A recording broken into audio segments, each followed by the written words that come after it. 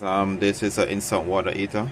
Basically it's not giving out any hot water, so after diagnosis I realized that the element is not good, but I want to make sure that I pointed out some few steps with you.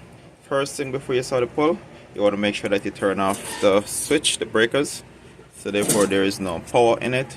Also, you want to turn off the main water source. Alright, so turn it off up there, pull it to hose from the bottom, release it, drain it. The wires are pretty much can't be misplacing, but you want to make sure that you focus though. Alright, because this is electric, you don't want to make any wrong connection. Alright, so just gonna show you the element, what it looks like. Alright, so this is it. You can see it's burned. So once you have this, then you're really not going to have any hot water. So basically I'm just going to replace it with a new one. Alright. Alright, so this is a new one, as you can see.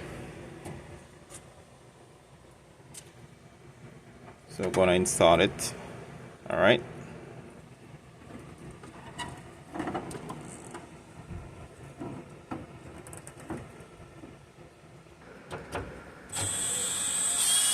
So after I finish installing it, then I'm just going to connect back the wire. Very easy to do.